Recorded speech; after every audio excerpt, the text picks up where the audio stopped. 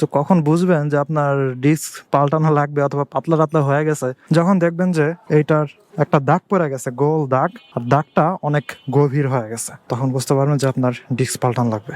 অথবা ডিস্ক পাতলা হয়ে গেছে, এটা যে কোনো সময় টাল হয়ে যেতে পারে। রেলগাড়ি আছে না, একদম স্মুথ। আর দেখেন রিক্সা রেল লাইনের উপরে বসে আছে, ওয়াও। তবে জার্মানিতে অ্যাপ্লাই সবচেয়ে বড় বাধা হচ্ছে ওয়েটিং পিরিয়ড। এখন যদি অ্যাপ্লাই করেন তাহলে 2 বছর পরে আপনাকে ইন্টারভিউর জন্য ডাকবে, বিশাল সমস্যা।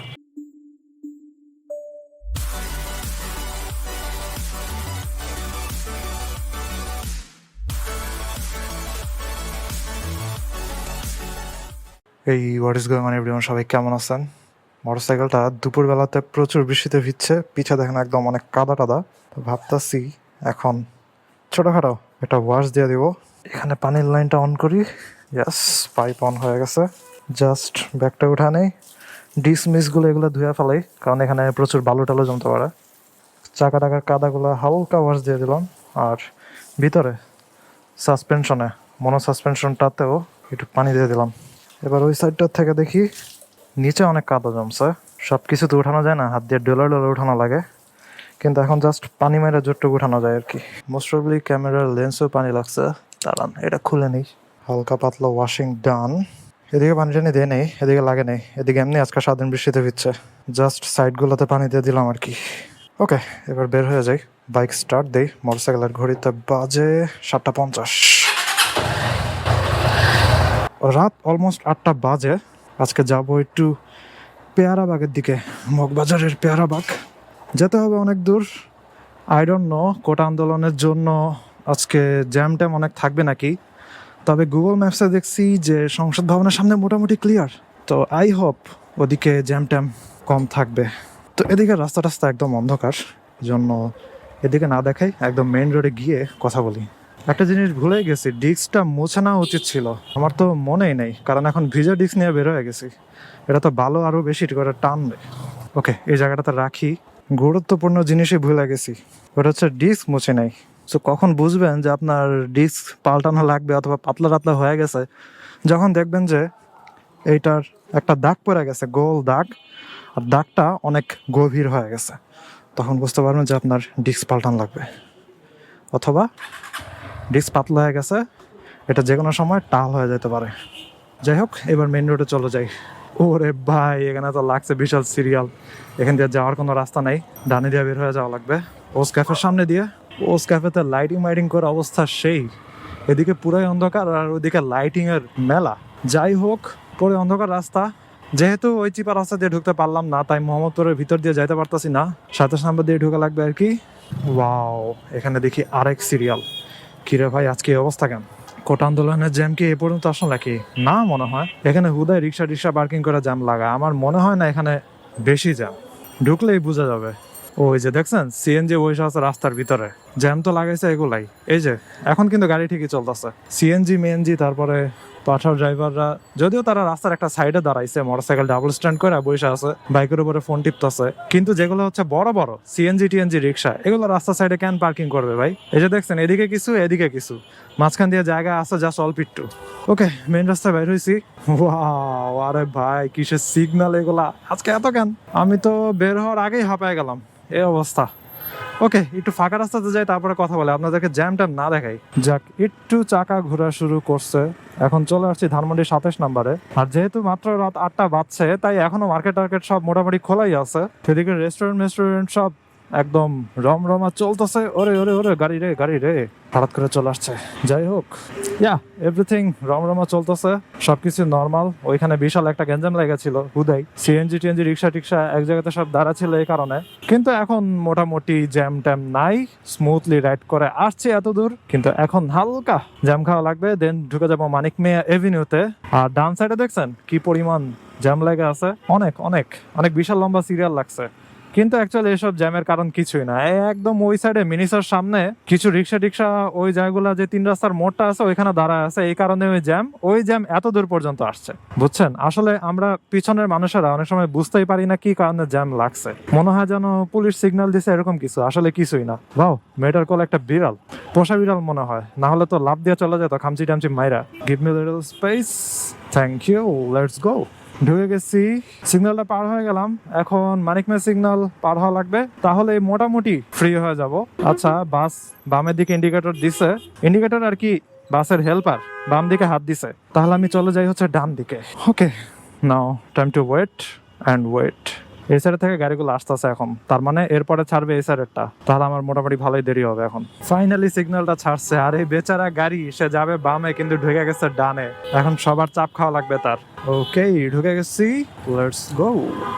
যাক, মানিক মে এভিনিউ আজকে খালি, ওই দিন আমার এমন অবস্থা হয়েছে, সিগন্যাল ওইখান থেকে একদম এই পর্যন্ত ছিল, আর কি একদম খামার বাড়ির ওইখান থেকে এই পর্যন্ত সিগন্যাল ছিল, কারণ কোটা আন্দোলনের জ্যাম শাহবাগ থেকে হচ্ছে একদম বিজয় সরণি পর্যন্ত ছিল। আমি প্রায় আধা ঘন্টা 1 ঘন্টার মতো জাস্ট এই রাস্তাটাতেই ছিলাম, এবং অনেক মানুষের এই রাস্তার পাশে মোটরসাইকেল রেখে বিভিন্ন মানুষদেরকে কল করতেছিল যে আজকে আসতে দেরি হবে, এই সেই এরকম সেরকম। আর কি কেউ এক্সপেক্টই করে নাই যে মানিক মে এভিনিউ পর্যন্ত হচ্ছে জ্যাম চলে আসবে। তো শুধুমাত্র এই জায়গা না, একদম মোহাম্মদপুর পর্যন্ত, ওই রাস্তার মোহাম্মদপুর পর্যন্ত আর এই রাস্তার একদম ওই আগারগাঁও পর্যন্ত পুরাটা ছিল জ্যাম আর জ্যাম। অ্যান্ড আমার একটা স্টুডেন্টের আম্মু জব করে হচ্ছে সেই শাহবাগের ওদিকে, এবং সে গাড়ি টাড়ি কিছু তো পাই নাই, তার অফিসের গাড়ি আছে কিন্তু অফিসের গাড়ি আর বের হওয়ার সুযোগই পায় নাই। পরে সে হেঁটে ওইখান থেকে মগবাজার আসছে। তা মগবাজার কিন্তু ওই সাইডটা না, হাতিরঝিলের মধুবাগ ওই সাইডের মগবাজার। তো এত দূর পর্যন্ত সে হেঁটে আসছে, অবস্থা পুরাই খারাপ। যাই হোক, একদম স্মুথলি আজকে মানিক মে এভিনিউ পার হয়ে যাইতেছি, এবং এখানে গাছগাছালির জন্য মোটামুটি একটা কোল্ড ওয়েদার আছে। আর দিনের বেলা বৃষ্টি হয়েছিল, এবং ভিডিও শুরুতে আপনাদেরকে তো দেখাইলামই যে কাদা টাদা কেমন ছিল, পানি দিয়ে অল্প স্বল্প মোটামুটি ধুইছি আর কি। এই হচ্ছে অবস্থা।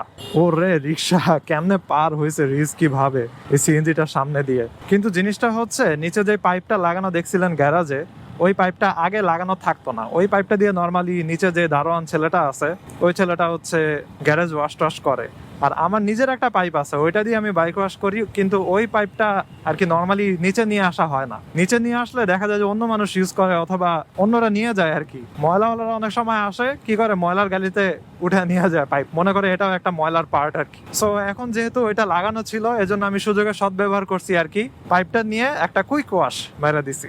ওয়াও, আজকে তো পুরাই খালি, এই পর্যন্ত চলে আসছি, একদম কোনো প্যারা নাই, কিচ্ছু না, এই পর্যন্ত একদম ইজিলি চলে আসছি। তো আজকেও আমি ব্রিজের সামনে অ্যাভয়েড করছি আর কি, ব্রিজের সামনে দিয়ে যাই নাই, কারণ ওদিকে সিগন্যাল টিগন্যাল পড়তে পারে, কতক্ষণ লাগে কোনো ঠিক নাই। এই জন্য আজকে এই রাস্তা দিয়ে চলে যাব, একদম ভিতর দিয়ে হলি ক্রসের সামনে দিয়ে চলে যাব, রেল ক্রসিং দিয়ে। দেখেন এইমাত্র সিগন্যাল ছাড়ছে, কিন্তু বাসটা কত জোরে আসছে, একটা রাস্তার মোড় সামনে, তো আপনি স্লো করবেন না, ও প্রায় 30-40 স্পিডে এরকম ভাবে চলে আসছি রিক্সার রাজত্বে। এই জায়গাতে আপনি ডানে বামে যেদিকে তাকাবেন সবকিছুই হচ্ছে রিক্সা। এখানে জনসংখ্যা থেকে রিক্সার সংখ্যা বেশি আর কি। দেখছেন কি অবস্থা? আমি জানি না ডান সাইড দিয়ে মানুষেরা কেমনে পার হয় আর কি, তারা ঢুকলে তো এখানে আটকা যাবে রিক্সাগুলোর জন্য। অন্ধকারের জন্য হয়তো ঠিক মতো বোঝা যেতেছে না, দিনের বেলা আসলে এই জায়গা ভালো মতো বোঝা যায়, কিন্তু দিনের বেলা আসলে আপনি আর বেরোতে পারবেন না। লিটারালি একটা ফাঁদের মতো এই জায়গাটা। আমি নর্মালি সন্ধ্যা অথবা রাতে এই জায়গা দিয়ে শর্টকাট মারি, এছাড়া এই জায়গা দিয়ে শর্টকাট মারার উপায় নেই, আপনি রিক্সার খপ্পরে আটকা যাওয়া। ওই ফাঁদটা পার হয়ে গেলাম, এবার দেখেন পুরাই খালি, ইজি স্মুথ পুরাই। আর এই রাস্তাটা আগে স্মুথ ছিল না, রিসেন্টলি রিপেয়ার করা হয়েছে, এই জন্য একদম স্মুথ। আর এখানে খুবই সাবধানে চালাবেন যদি আপনি কোনো ব্যাটারি রিক্সার পাশে থাকেন, কারণ তারা এই যে ম্যানহোল গুলার একটু ঢাল থাকে, তো এই ঢালগুলা দেখলে হঠাৎ করে ডানে কাটে, সো সে আপনার দিকে খেয়াল করবে না যে আপনি আসেন নাকি, এজন্য একদম পাশাপাশি চালাবেন না। সো বলতে বলতে রেল ক্রসিং এর সামনে চলে আসছি, আশা করি এখন রেল ক্রসিং ফালায় নাই, আমি ইজিলি পার হয়ে যেতে পারবো। তবে যেহেতু দিনের বেলার বৃষ্টি হচ্ছে, তাই এখানে কাদা এক্সপেক্ট করা যায়। এই যে শুরু হয়ে গেছে কাদা, বলতে না বলতেই রাস্তায় ভাঙ্গা চূড়া আর কাদা। রেলগাড়ি আছে না, একদম স্মুথ। আর দেখেন রিক্সা রেল লাইনের উপরে বসে আছে, ওয়াও। আমি যখন সীতাকুণ্ডে ঘুরতে গেছিলাম, তো এখানে সীতাকুণ্ডের কাছে একটা রেল স্টেশন আছে, তো রেল স্টেশনটাতে আমরা হচ্ছে প্রায় 11-12 জন ফ্রেন্ড রাতের বেলা হাঁটতেছিলাম। সো আমি খালি চিন্তা করতেছিলাম কখন জানি কেউ চলে আসে অথবা রেল চলে আসে, এরকম যেখানে কোনো রেলগাড়ির সাউন্ড নাই, কিছু নাই, তারপরও আমরা রেল লাইনের একদম উপর দিয়ে কখনোই হাঁটতেছিলাম না, আমরা সাইড দিয়ে হাঁটতেছিলাম। আর এখানে একটু পরপরই রেলগাড়ি আসে, তারপরে রিক্সার রেলগাড়ির উপরে কি বলি রেল লাইনের উপরে বসে আছে। হ্যাডম বুঝতে হবে, হ্যাডম। আরে আমি এখানে রিক্সাটার পিছনে পিছনে চালাইতেছি, কাদাগুলো তো উপরের দিকে ছিটা এসে আমার ক্যামেরাতে পড়বে, সাইড দিয়ে চালাই, তাদের একদম পিছনে না চালায়। আগে যখন সাইকেল চালাইতাম, আমার পিছনে যে যাইতো তারও শরীর ভরে যেত, আমার সামনে যে যাইতো সেও আমার শরীর ভরা ফেলে তো কাদা দিয়ে। ওকে, ফাইনালি ঢুকে যাচ্ছি আমি 7 রাস্তাতে। মোটরসাইকেলের ঘড়িতে বাজে হচ্ছে 8টা 14, পিছনের সিএনজিটা খালি প্যা প্যা করতেছে হুদাই, আমি তার জায়গা দিয়ে রাখছি, তারপরে সে প্যা প্যা করতেছে কন্টিনিউয়াসলি। ডানে ইন্ডিকেটর দিয়ে রাখছি, ও রে ডানে তো বিশাল সিরিয়াল। আরে না, হুদাই বসি, সিরিয়াল টিরিয়াল তেমন বেশি নাই, আশা করি পার হয়ে যেতে পারবো আমি। বাই দ্য ওয়ে, আমার একজন সাবস্ক্রাইবার ভাই কমেন্ট করছিল যে জার্মানিতে হাউস বিল্ডিং নিয়ে হচ্ছে একটা ভিডিও করতে, যে এখানে হাউস বিল্ডিং জিনিসটার এক্সপ্লেনেশন এবং কিভাবে অ্যাপ্লাই করা যায়, কে কে অ্যাপ্লাই করতে পারবে এবং কেমন টাইম লাগতে পারে অ্যাপ্লিকেশন প্রসেসের, অলসো এটা ডিউরেশন কত বছর, এই জিনিসগুলো নিয়ে আমি একটা ছোটখাটো ভিডিও বানাবো। আরে গাড়িটা কি পিছনেই তাকালো না, এরকম ভাবে রাস্তার ভিতর ঢুকে গেল। আমি প্রায় 40 স্পিডের মতো ছিলাম, সে দেখলোই না। যাই হোক, হাউস বিল্ডিং নিয়ে ভিডিও ফিউচারে শীঘ্রই আমি করতেছি। আমার জিনিসটা নিয়ে হালকা পাতলা একটু রিসার্চ করা লাগবে, কারণ আমি নিজে যেটার অ্যাপ্লাই করছি ওইটা হচ্ছে মাস্টার্সের, আর হাউস বিল্ডিং হচ্ছে একটু ডিফারেন্ট। ওইটা বলা যায় আর কি ভোকেশনাল স্টাডিজ এর মতো, যে স্টাডি চলবে এর পাশাপাশি আপনি কাজও করবেন, আপনি স্যালারিও পাবেন, এবং মেবি 2 বছর এই প্রসেসটা শেষ হওয়ার পরে আপনার একটা সার্টিফিকেটও পাবেন। ওই যে টেকনিক্যালের যেমন সার্টিফিকেট দেয় না বাংলাদেশে, ওরকম হয়তো একটা সার্টিফিকেট পাবেন, এবং হচ্ছে আপনি হয়তো জব অফারও পাবেন। এই জিনিসটা নিয়ে আমি একটু ঘাটাঘাটি করবো, দেন আপনাদেরকে এটা নিয়ে বলবো। ওরে ভাই, এতক্ষণ পরে সিগন্যাল ছাড়লো, মোটরসাইকেলে ঘুরতে বাজে 8:24, প্রায় কত 10 মিনিটের উপরে মনে হয় এই জায়গাতে আটকা রাখছে। চিন্তা করেন, ওই সিগন্যাল পার হয়ে অনেকে কারণ বাজারের ওদিকে যাবে, কারণ বাজারের ওদিকে সিগন্যাল তো আরো বড়, তাহলে তাদের মোট কতক্ষণ লাগবে? প্রায় আধা ঘন্টা লাগবে জাস্ট 2টা সিগন্যাল পার হইতে তাদের। ওয়াও, সেই অবস্থা। ওকে, ঢুকে গেলাম সাইডে, এদিকের গাড়িটারে বের হইতে দেই। Nice, let's go. আরে আরে আরে আরে, সে পিছনে না তাকায় বাইক ঘুরাইতে নিছে। ওকে, রাস্তা খুবই পিচ্ছিল, সাবধানে থাকা লাগবে, কারণ এসব পিচ্ছিল রাস্তাতে হঠাৎ ব্রেক মারতে গেলে স্লিপ করতে পারে। ওরে, মোটরসাইকেল দেখি বিশাল একটা মনিটর নিয়ে যাইতেছে, তারপরে এইভাবে ওভারটেক করতেছে। একবার একটু এদিক বেদিক হয়ে গেলে মনিটরটা একদম ভেঙে চুরমার হয়ে যাবে। আমার সাথে কিছুই নাই, জাস্ট ফোন টোন ক্যামেরা, তারপর আমি অনেক সাবধানে চলি, কারণ জাস্ট 5 মিনিট বাঁচাইতে গিয়ে বিশাল বড় ঝামেলা পড়ার কোনো দরকার নাই। ব্যাটারি রিক্সাগুলোর প্যাঁ প্যাঁ প্যাঁর কারণে অনেক সময় আমি দেখছি ভিডিও এডিট করার সময় কথাই ঠিক মতো বোঝা যায় না। 2টা জিনিসে, ব্যাটারি রিক্সার এই সাউন্ডে, আরেকটা হচ্ছে সিএনজির পিছনে যদি আমি বাইক চালাই তখন সিএনজির যে একটা সাউন্ড আছে, ওই সাউন্ডের কারণে কথা ঠিক মতো বোঝা যায় না। ভিডিও এডিট করার সময় 2টা জিনিস আমি খেয়াল করছি। যাই হোক, বলতেছিলাম যে ফিউচারে বলতে কয়েকটা ভিডিও পরে আমি হাউস বিল্ডিং নিয়ে একটা ভিডিও করব। তবে জার্মানিতে অ্যাপ্লাই সবচেয়ে বড় বাধা হচ্ছে ওয়েটিং পিরিয়ড। এখন যদি অ্যাপ্লাই করেন তাহলে 2 বছর পরে আপনাকে ইন্টারভিউর জন্য ডাকবে, বিশাল সমস্যা। যেমন এখন যাদেরকে ইন্টারভিউর জন্য ডাকতেছে তারা অ্যাপয়েন্টমেন্ট নিছিল 2022 সালের আগস্টে, আর আমি অ্যাপয়েন্টমেন্ট নিছি 2023 সালের মেতে। সো প্রায় 9-10 মাসের মতো একটা ডিফারেন্স।